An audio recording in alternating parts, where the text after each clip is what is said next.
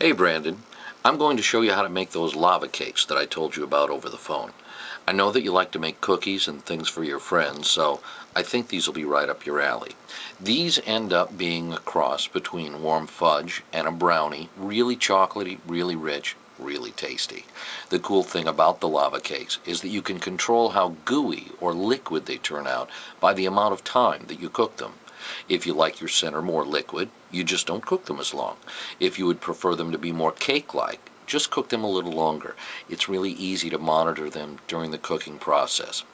It's good to note that this adjustment takes place in the final minutes of the cooking process, and it's really only a matter of a few minutes, more or less baking time, that'll determine the final texture of your finished lava cake.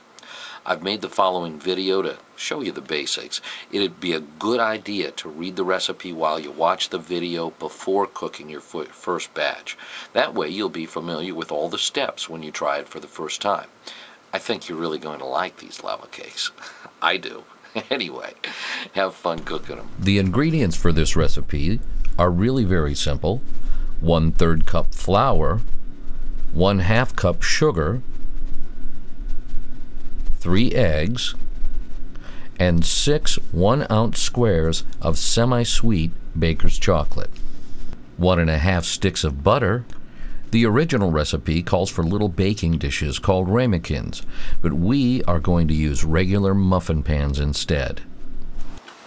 Alright, now we're going to cut the chocolate, and we're cutting it into small pieces to make it melt nice and even.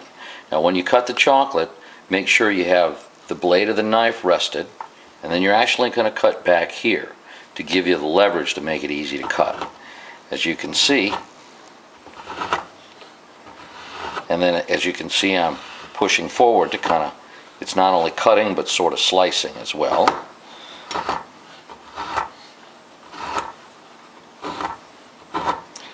And it gives you a lot of control with the knife because we don't want to cut our fingers off or anything. Then just repeat that for all 6. After we're finished cutting the chocolate, then one by one we'll put it into the pan. And you can go ahead and use the blade like this. You do it slow so you're nice and neat. And now we cut the next one and the next one until we're finished. Now go ahead and dice up the butter and put it on a plate, because if the butter's diced up in little pieces, it'll melt quicker in the pan because you'll be melting it in the pan along with the chocolate. But once the chocolate's all in the pan, go ahead and put it on the burner, and make sure you put it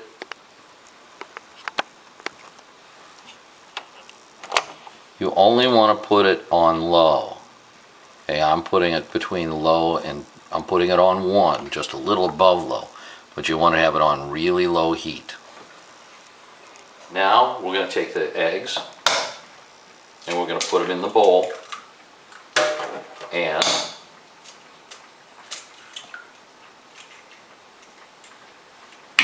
we're going to add the sugar.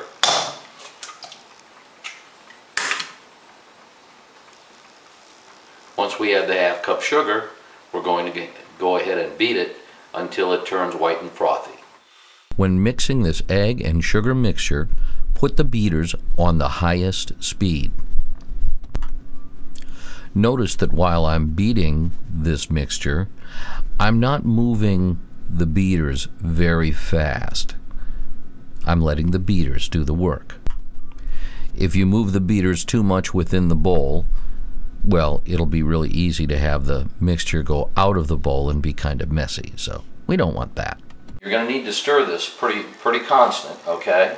It's going to take a while to go, but go ahead and get your spatula to stir the chocolate with. There's a couple reasons for that. Number one, it's easy to stir with, but come in. But notice as it goes on the bottom, see, you're going to be able to wipe it off the bottom, because you don't want you don't want to scratch the bottom of the pan, but you want to get it off the bottom. You can see it's starting to to melt.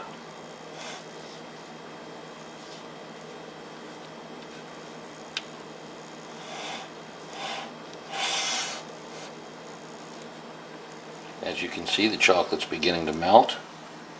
Be patient, just keep stirring it around. Make sure that, just keep stirring it around like so until it's totally melted. Be patient on this part. You don't want to burn the chocolate.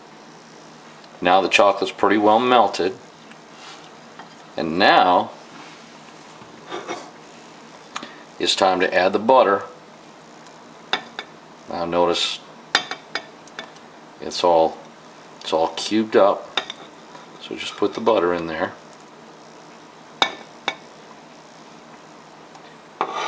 and continue stirring. This will take a little while, but once again, just be patient. It won't take very long at all. I might be able to make it just a little bit warmer, but I didn't. I'd rather take a little longer, you know,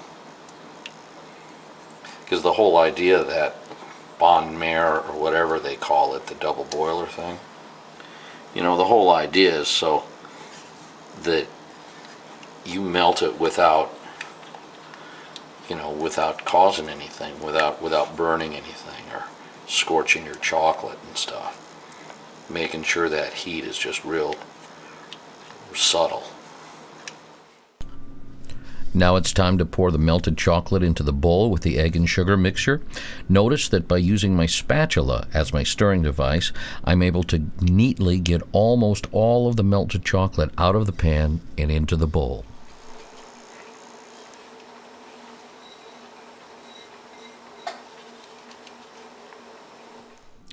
Now it's time to add the 1/3 cup of flour to the mix. Continue to gently blend the ingredients together. It'll take a little time to blend together, so be patient.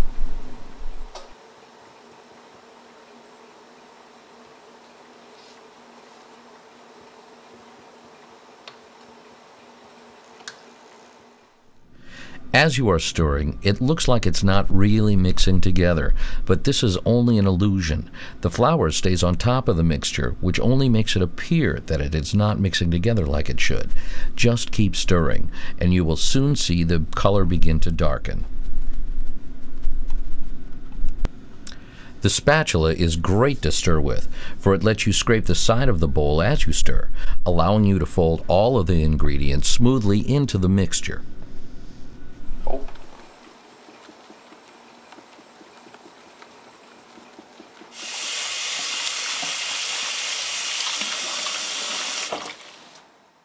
Now it's time to grease the muffin pan. I use my fingers, but if you'd like to use a paper towel, that would be just fine too.